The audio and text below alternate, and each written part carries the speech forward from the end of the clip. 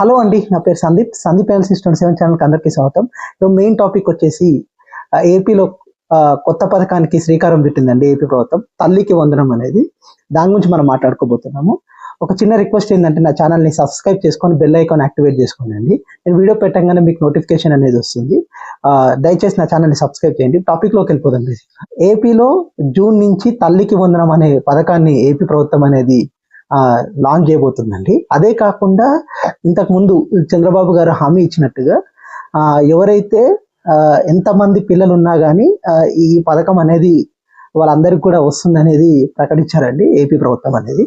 అదే కాకుండా ఇంతకుముందు జగన్మోహన్ రెడ్డి గారు ఇంటికి ఒక్కరికి మాత్రమే ఇచ్చారండి ఈ పథకం అనేది, 15,000 రూపాయలు అనేది. ఇప్పుడు వచ్చేసి ఏపీ ప్రభుత్వం ఇంటికి ఎంతమంది పిల్లలు ఉన్నా కానీ ఈ పథకం అనేది అమలవుతుంది అనేది ప్రకటించారు. చాలా వరకు ఏంటంటే ఇది జరుగుతుందా జరగదా అనే డౌట్ ఉండేది అందరికి కూడా. ఎందుకంటే ఒకేసారి 20,000 చొప్పున ఎంతమంది పిల్లలు ఉంటే అంతమందికి ఇస్తారనేది ఎన్నికల హామీలో చంద్రబాబు గారు అనేది ప్రకటించడం అనేది జరిగింది. కానీ చాలా వరకు ఇది జరగదని అందరూ అనుకున్నారు, కానీ ఇప్పుడు జరుగుతుందండి యాక్చువల్ గా.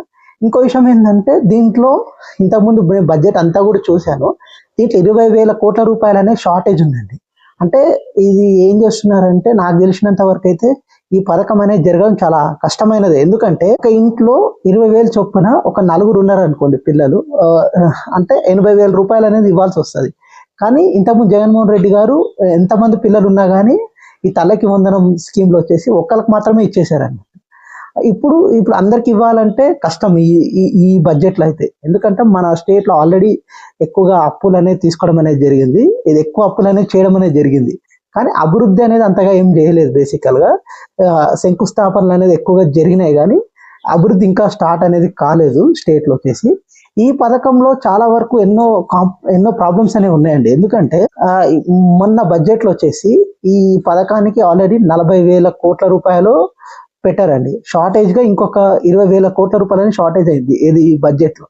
అంటే వీళ్ళు అందరికి కూడా ఎలా ఇస్తారనే డౌట్ గా ఉంది. కొన్ని మీడియా ఛానల్స్ లో వచ్చేసి ఇది దశల వారీగా ఇద్దామని అనుకుంటున్నారు అనేది కొంతమంది అంటున్నారు. ఇది ధృవీకరణ కానివ్వండి. ఎందుకంటే చాలా వరకు అందరికి ఒకేసారి ఇవ్వాలంటే చాలా కష్టమైందండి.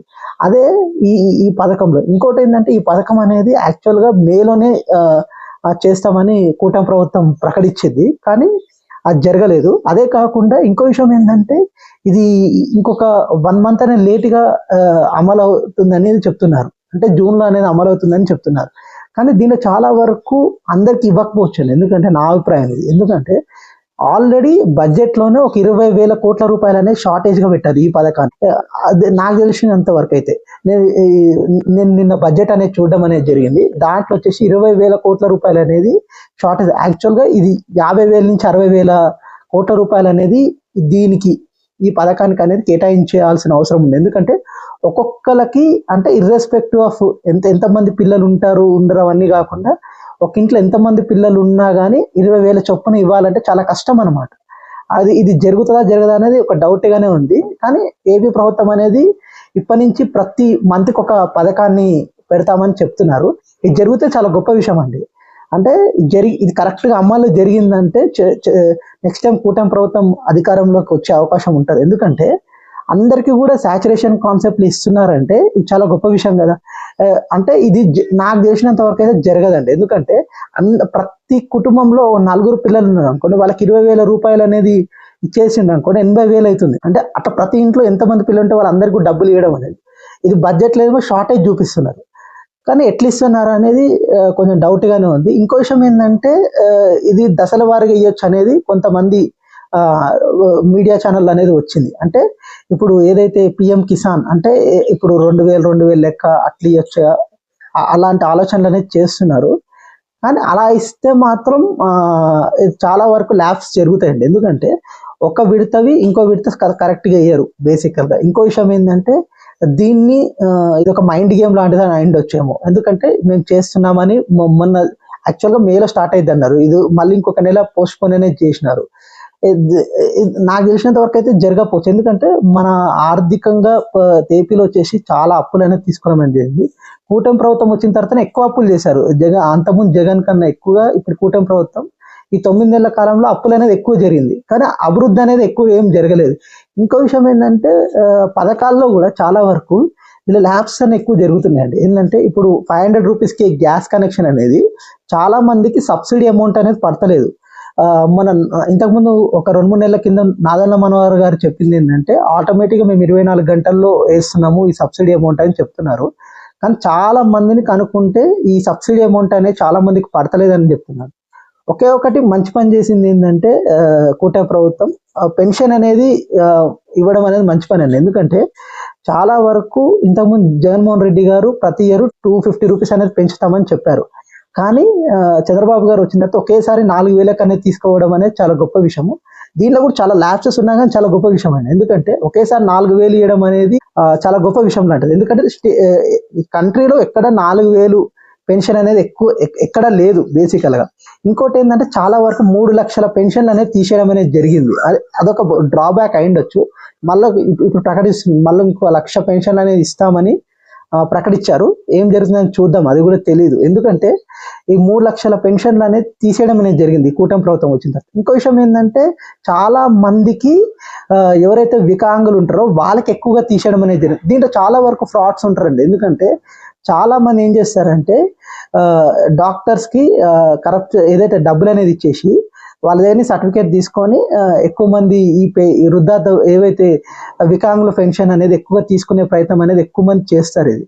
దీన్ని చాలా వరకు ఇప్పుడు ట్రాన్స్పరెన్సీగా చేయడానికి కోసం అక్కడ చెక్ చేసినప్పుడు ఇది కరెక్ట్గా ఒక 20-30% ఫ్రాడ్స్ ఉంటుంది. ఇది అందరూ అనేది ఉండదు, 1,00,000 వరకు అనేది ఫ్రాడ్ అనేది ఉంటుంది. ఏదైనా కానీ ఇది 4,000 రూపాయలు ఇవ్వడం అనేది మంచి విషయం. ఎందుకంటే జగన్ కూడా చేయలేకపోయారు ఇది 4,000 రూపాయలు ఇవ్వడం అనేది పెన్షన్.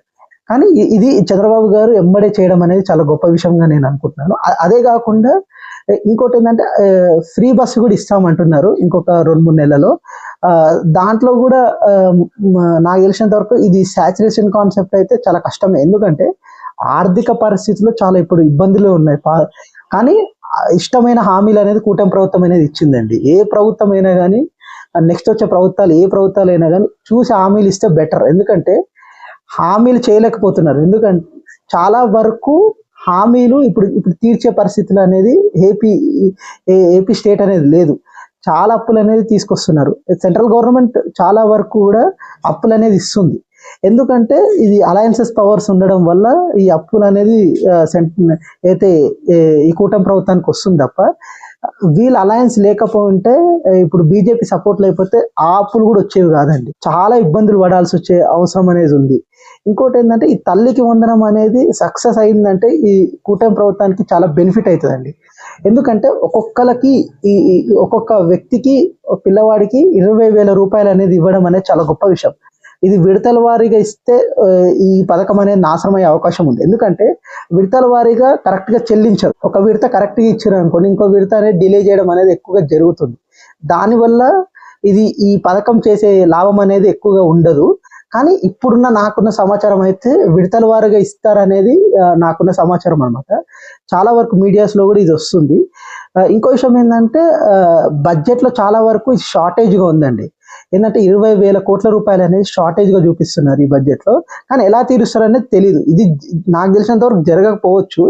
కానీ ఇంకా లాస్ట్ మూమెంట్లో ఏదో ఒకటి మైండ్ గేమ్ కూడా అయ్యిండొచ్చండి. ఎందుకంటే పబ్లిక్ ఏ రియాక్షన్ ఉంటుంది అనేది దానికి కూడా రియాక్షన్ చూద్దామని బేసికల్గా ఈ ఫిల్టర్స్ అనేది వదిలిండొచ్చు.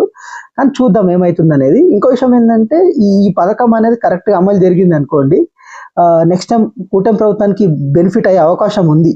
ఇంకో విషయం ఏంటంటే ఇప్పుడు ఈ పథకం అనేది చాలా వరకు కీలకం అండి. ఎందుకంటే ఇది గ్రామీణ ప్రాంతాల్లో ఎక్కువ శాతం ప్రజల్లోకి వెళ్ళే పథకం అండి ఇది.